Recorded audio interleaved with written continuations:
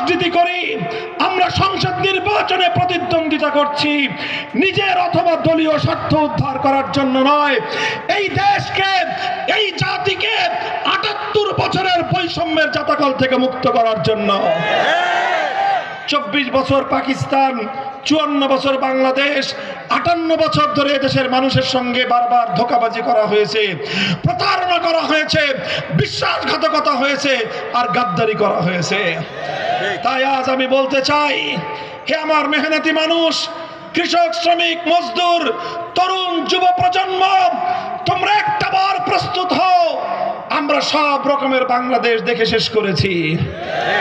এক নেতা আমাদেরকে সোনার বাংলাদেশ দেখিয়েছেন, আরেক নেতা আমাদেরকে নতুন বাংলাদেশ দেখিয়েছেন, আরেকজন এসে সবুজ বাংলাদেশ দেখিয়েছেন, শেষ পর্যন্ত নেত্রী এসে আমাদেরকে ডিজিটাল বাংলাদেশের ভেলকিও দেখায় শেষ। আমরা সোনার বাংলাদেশ দেখেছি, নতুন বাংলাদেশ দেখেছি, সবুজ বাংলাদেশ দেখেছি, ডিজিটাল বাংলাদেশ দেখেছি। আগামীতে আমরা বাংলাদেশ দেখতে চাই আল কোরআনের বাংলাদেশ, ইসলামের বাংলাদেশ। নারায়ে তাকবীর, আল্লাহু আকবার।